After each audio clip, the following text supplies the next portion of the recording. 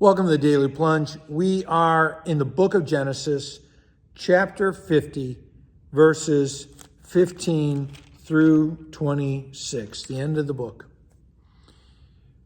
Jacob has been buried. And one of the things about deaths is it changes the family dynamics. And the brothers are now worried that Joseph might renege on his promise of forgiveness. That now the dad's not there to play policeman for them, I guess. But Joseph has shown them nothing but mercy and brotherly love. He's been helping them out financially for 17 years. He set them all up in Goshen to thrive.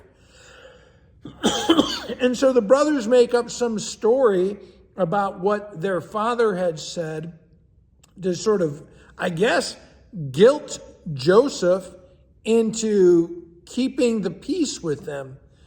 What this really shows, though, is how the sin of what the brothers had done clings to them, and how they had so easily sinned against Joseph and threatened to murder him and sold him into slavery. That was so easy for them at the time, but how difficult, what great difficulty they have in being healed from that sin. And that's the thing to sort of take away from this lesson, is to see what a horrible, evil, and incurable wound that sin does to us, and how it afflicts our conscience.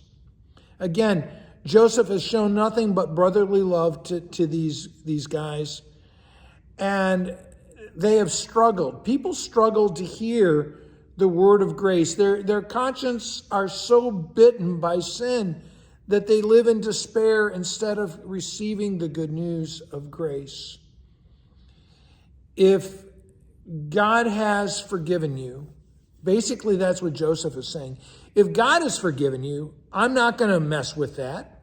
As he says to them, don't be afraid. Am I in the place of God? You have to remember, it was the Holy Spirit that drove Joseph when he was putting his brothers through the hoops to forgive them and to weep over them. And so he says, God is the one who drove me to forgive you. And if God has forgiven you, I'm not going to change that verdict.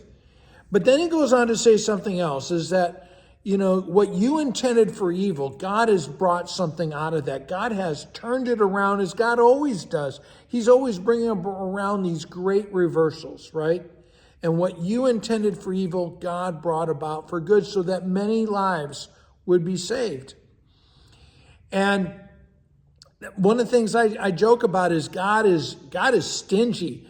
God is a cheapskate, because he'll even use evil to bring about his goodness. There is no evil in this world so great that God cannot change it one way or another. And often think about this, if the cross, which is the greatest evil of humanity, that kills God, it kills God on the cross, and God uses that moment to free us from sin, how much more so is that true for everything else?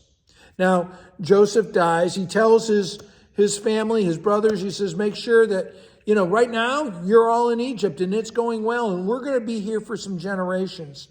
But God has promised that we are going to go back to Canaan one day, and he's going to draw us out. And when God brings us out of Egypt, don't you leave my bones here. You take me with you, so that I too can be in the promised land along with my fathers of Abraham, Isaac, and Jacob. Well, hey, thanks, friends. I hope you enjoyed this journey we've had going through the book of Genesis. If you like what you've heard, please like these devotions, share it, subscribe, so that others can partake as well. Have a blessed day.